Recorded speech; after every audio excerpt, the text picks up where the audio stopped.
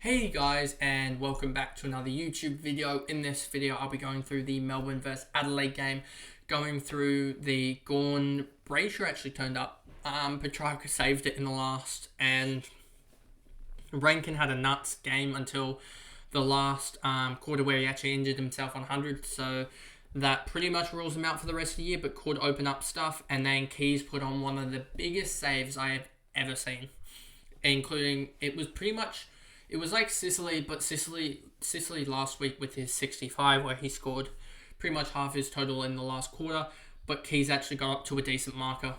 So before we get into the video, remember to like and subscribe, turn the notification bell on so you know when I upload, and let's get into the video.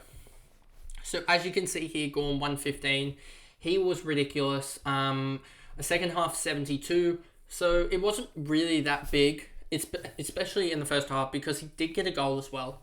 So if you're looking at that score, 43 with a goal, and take that goal out, especially because it was a goal and a mark. If he doesn't take that mark, that's down to a 31. But, I mean, he did score that goal. He kicked another goal as well, including another mark, I believe. So that got his score up massively as well. So he ended up kicking 2 goals for a 115. I still think he's a great option, especially if Grundy doesn't come back, because they'll use the likes of Van Rooyen, I believe, in the ruck. Is he being used a little bit in the ruck, but not too much? Ben Brown might have been. No, Ben Brown was not used in the ruck. Lever wasn't ever used in the ruck, no. So it was just Van Rooyen, and you can see by the amount that Van Rooyen was being played in the ruck that he really wasn't being played there at all, or just not winning any hit-outs at all. Brayshaw somehow popped up for a 108. I don't think this really matters terribly much, as I've got my top 6 set for defenders, and I'm really trying to shore up those midfield spots at the moment.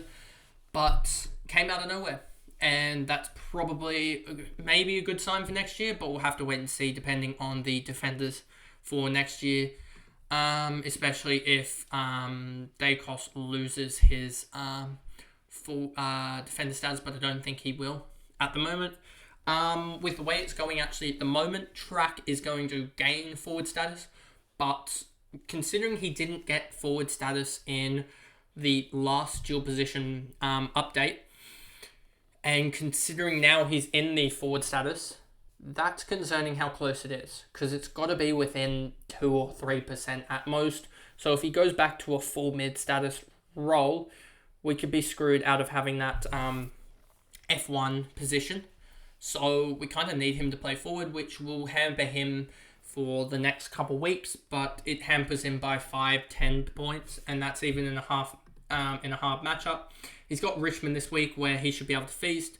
Got North Melbourne, Carlton, Hawks, so he could still go 110 plus even in the forward role. So I'm not too worried about that per se. I just want him to get that forward status so that we at least have an F1 that we know about. Pickett 93, Langdon 92, Viney 91, just continuing on with those at least 90 scores. Salem 86, as you can see, the problem I have with Brayshaw is that Salem there also, they sort of just take scores off each other, and they're going to get almost 190 between them, but you don't know who's going to get the good score, or if they're both just going to get mid-90s. Chandler 83 started off really strong, 49, then 17. He looks really good as obviously a rookie, and we'll have to see with his position what he gets. Whether he gets mid forward next year will be valuable but he is priced at probably going to be around 63, which I don't think he has much room to grow. Rivers 71, just disappointing. Bowie, Neil Bullen, Hunter, Van Rooyen, no one else here really to talk about. So now we move on to Adelaide, and as you can see with Rankin here, he somehow got a kick here, which don't know how. I think that was added late or something. Is there a way to figure out if that was added late? It doesn't look like it, so I don't know how he got I thought he was out injured, so I mean that's a weird one here, but I thought he got injured around about this time as well. So as you can see here, he had a really hot start and then just fell away because he got injured. He would have ended up on a 115, 120 if he didn't get injured. Hinge 99 started off slow but then came back. Same with Dawson, started off really slow but then a 61 point second half. Really did score well. I mean, it was good enough score for owners, as I think it was like 90% owned in the top 10k, but it wasn't a good captaincy score. I mean, I beat people's captain out by 31 points with Bont, which 31 points is a third of a player basically. So really good that Dawson didn't score enough that it was a decent captain score, but was a decent all-round score. Schoenberg, 84, and then we go down to Keys, and Keys had a 61-point second half to save it. If he'd had a good first half, this would have been 100 and probably would have not been traded. But, I mean, Keys with the matchups that I'm pretty sure he has coming up. Port is a tough matchup. Gold Coast Suns, he should do well. I mean, in the Port game, what did he score? 74. The Suns, he put up a 1-2-3 against, but I wouldn't be trusting that, to be honest, as much now, as you can see. And then Brisbane, he played and scored a 109. So this is a couple of teams that he did score well against. Then the Swans and the Eagles. Against the Eagles, he put up a 99. And the Swans haven't played Adelaide yet. But I think I'd rather have Dawson and Laird from Adelaide when Laird comes back, as he will come back this week, and give him a week to reset, I think, the break even, or is the break even already fine? 104, that should be fine. Anyway, I don't know why I'm still talking about break evens for these top players. It's more about just output. But I think I'm going to give him a week as I need Dunkley back in.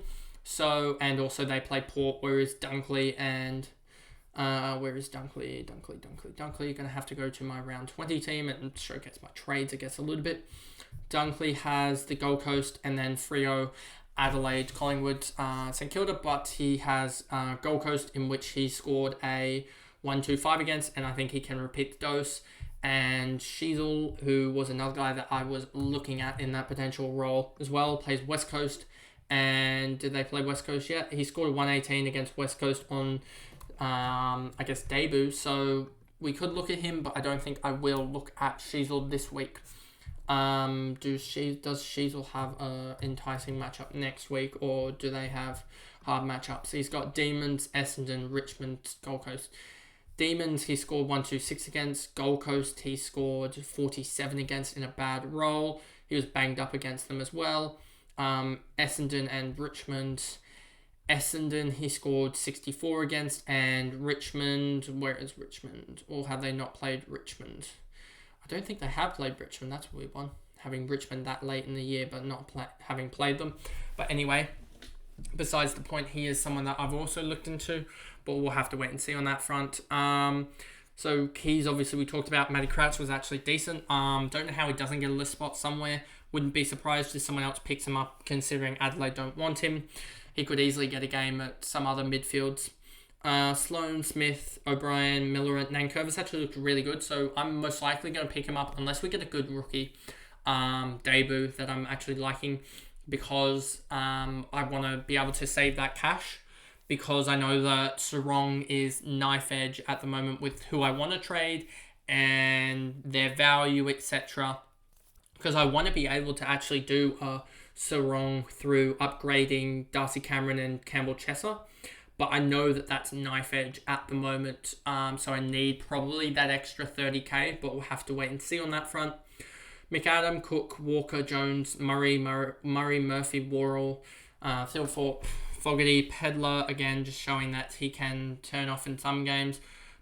And then Hatley came on at the end. So that is the video there. Basically, not really much to talk about on the Adelaide front, as I don't really think any of these guys do terribly much.